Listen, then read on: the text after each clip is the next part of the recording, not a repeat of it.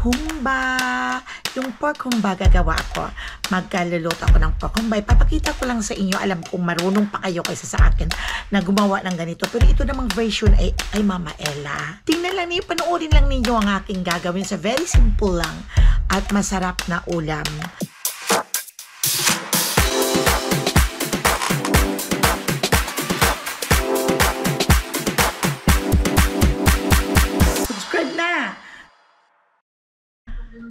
Magandang umaga sa inyong lahat, my friends and friendship. At magandang gabi. O kaya kung anong oras man dyan ay binabati ko kayong lahat na sana ay nandyan kayong lahat sa mabuting kalagayan at magiging okay ang sitwasyon. At may problema man ay kayang-kaya. So my friends and friendship, kumusta kayong lahat? Ako naman dito is today Sunday dito sa US at nagre-ready ako ng aming lunch ni Papa Dude. Dalawa lang naman kami ang kakain ng aming lunch pero nag-crave talaga akong kumain ng humba. Yung pork humba gagawa ako. Magkaluluto ako ng pork humba. Papakita ko lang sa inyo. Alam kong marunong pa kayo kaysa sa akin na gumawa ng ganito. Pero ito namang version ay Mama Ella. Tingnan lang niyo, panoorin lang ninyo ang aking gagawin sa very simple lang at masarap na ulam. Dahil hindi masyadong mataba ang paa ng baboy, pork leg, at hindi masyadong payat naman, kundi okay lang. Kaya magluluto ako ngayon sa aking mahiwagang kusina. Okay, tara my friends and friendship. Ngayong araw na to ay dumalaw dito ang nag-visit ang kay Papa na therapist. Ito ang pinakalas na araw ng kanyang pagtitherapy. At medyo okay naman ang result at medyo nagle-less naman ang pain. Pero hindi naman talaga ako nagsisigurado sa kanya na all the way na magaling na talaga ang kayang nararamdaman. Nandoon pabalik-balik lang yon at alam na namin lahat naman yon. Kaya tapos na, it's almost 1 month din siguro ang therapy niya. At ito na, ang release paper na. Kaya under siya ng 1 health. Kaya okay na yan.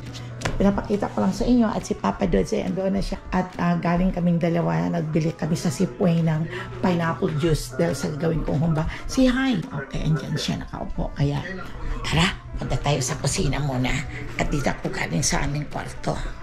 Punta na ako sa kitchen. Ito ang ating gagawin, ang pork. Ipinahiwa ko na kagad dito sa store para wala na akong problema at hinugasan ko na malinis na ito. At ang aking mga ingredients naman, ay ito. Yung pamienta, yung bilog, hindi na durog, at mayroon namang durog, at onion, at itong aking garlic, at ang bay leaf. Pero kailangan kong lagyan ng saging. Ang saging na ito gagawin ko ay babalatan ko at binalatan ng ihalo ko mamaya kung malapit ng maluto. Pinakabildora niya. Okay, kaya panoorin lang ito mamaya, my friends and friendship. Ilalagay ko na dito itong aking pork. Ayan. Ihalo ko na ito yung seeds ng paminta. Dadagdagan ko siya para mas masarap nito, parang maanghang at mabango siya. Kami na naman dalawa nito ang kakain o kaya si Javer. Ihalo ko itong bay leaf. Ihalo ko itong bawang. Halo-halo lang, hindi ko na igigisa ito. Diretsuhan na ito, my friends and friendship. At ihalo ko na din itong onion. Yun. At lalagyan ko siya ng ground black pepper. Tararan. Lang. Ang seasoning ko ay ang bitsin.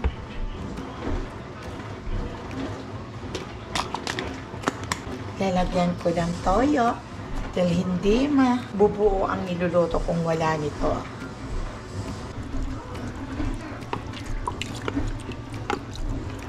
At lagyan ko ng konting suka para mawala ang langsa.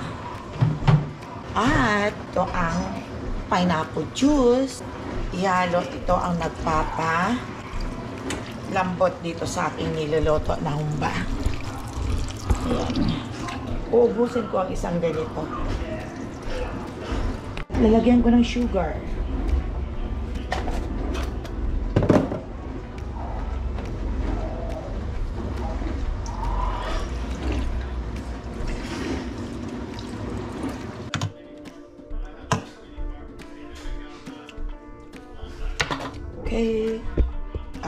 aking isasalang my friends and friendship.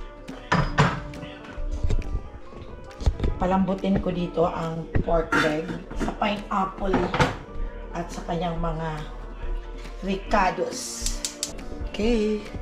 Mamaya, abangan na lang natin ang pagkulo at ang kailangan maipapatuyuin natin ito sa pineapple juice para maging malinamnam at yung parang sticky siya. Mukula na. Lalambat na ito pag ano na ang sabaw drain.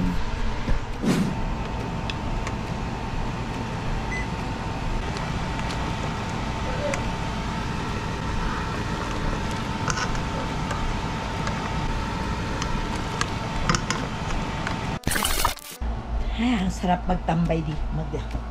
Magtambay dito sa labas, sa backyard. Ang sarap ng hangin.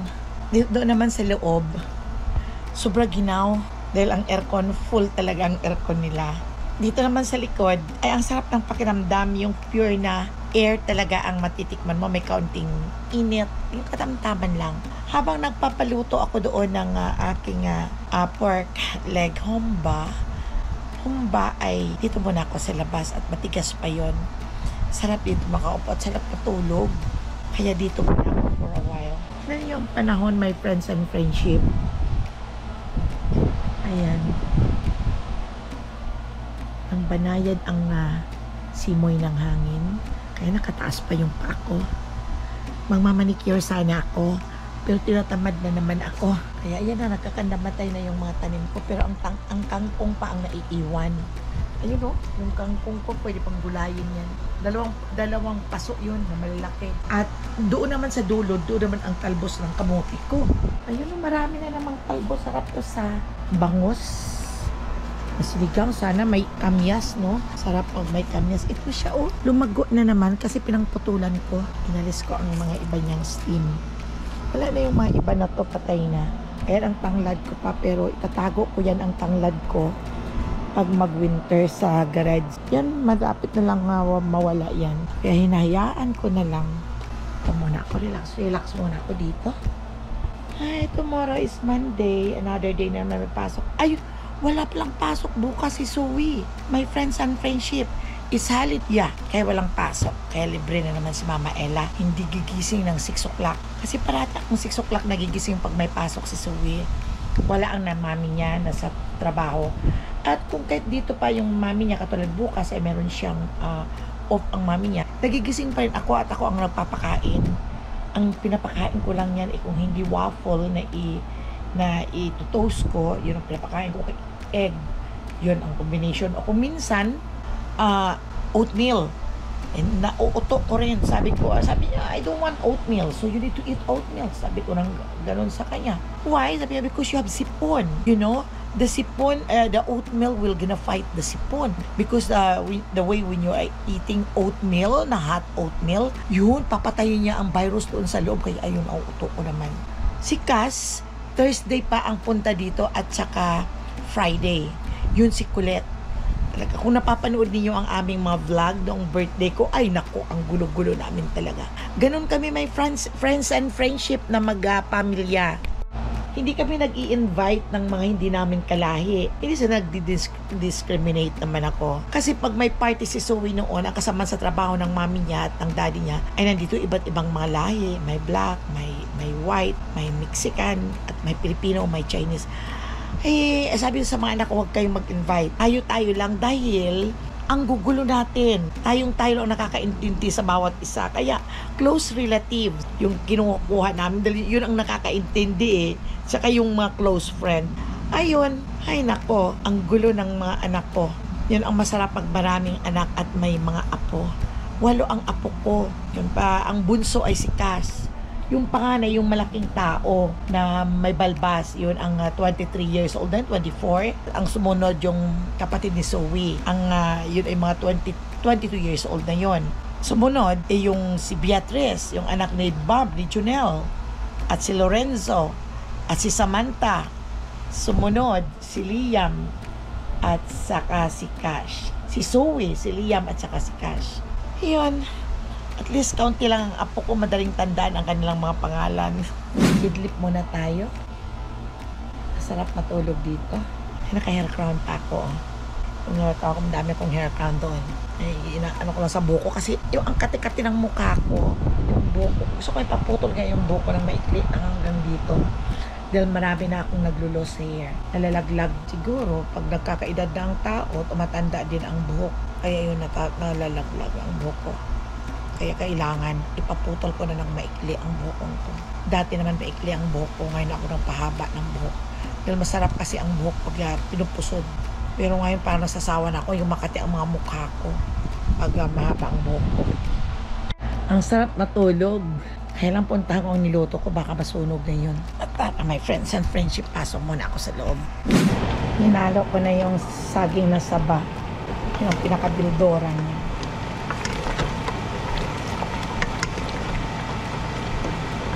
Mama Ella Humba. Masarap ng lasa. Yeah, masarap ng lasa. Matamis siya. Dahil sa pineapple juice. Hindi mo maramdaman ang suya ng karne. Kasi manamis-namis siya na masim-asim. Ito na siya, my friends and friendship. Ito yung saging. At ito yung pork leg. Ito na, masarap my friends and friendship ang sabaw. Masarap sa mainit na kanin. Tulo ko na yung saging din. Ay, masarap. Grabe. Sobrang sarap. Matamis. Matamis-tamis. Tapos na akong magluto. Kaya, pupunta muna ako sa room at mag-iinat. Napunan ako ng konting tubig. Sarap ng luto ni Mama Ella, my friends and friendship. Hi, Papa! Ang sarap-sarap ng luto. Ang sarap-sarap ng luto ko ng aking pork leg humba ni Mama Ella. At mamaya na tayo kakain or kakain na tayo ngayon? Ayan. At naghihilata rin. So ako rin, syempre hindi na ako mapadaig, maghihilata rin ako. At today is Sunday. It's time to rest of the maid and the babysitter and the gardener. Okay. Kain muna kami. Nakaidlip ako. Kain muna. Kain. Ay. Kain. May suha ako nabili kahapon. Masarap naman. Matamis. Nagre-ready ako ng aming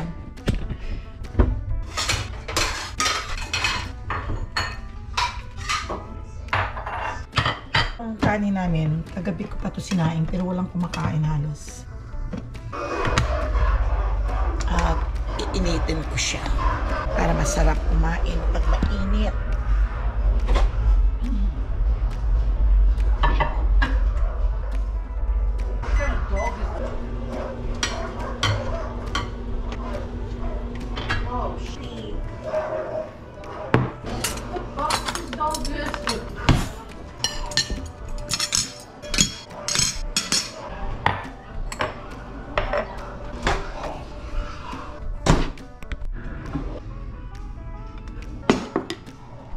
Kain na tayo, my friends and friendship. Ulam namin.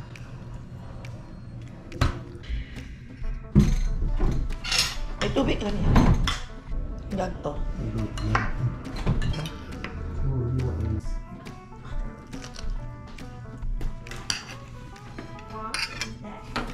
So, kain ka?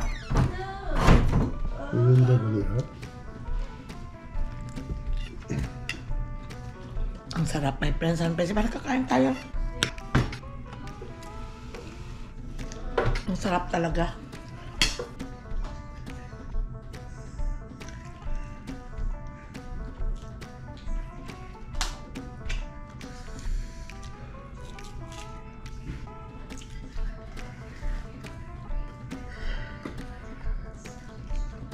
Tapos itong kumain, natutulog. Ang bata ba, mag-4 o'clock na. Ang sarap ng luto ko.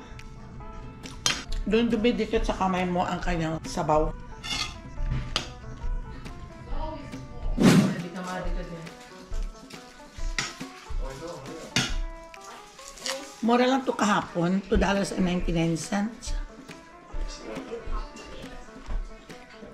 Hindi ah. Oo, ito.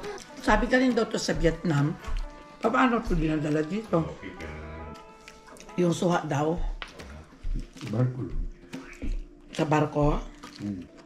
But that's black. Hanggang sa muli nating pagkikita sa aking vlog, my friends and friendship. At ako ay magpapahinga na. At tapos na akong kumain. At pati rin si Papa doon. Pero nanonood pa, naiwan siya sa table. At nanonood ng TV. So thank you for watching my friends and friendship. At shout out sa inyong lahat.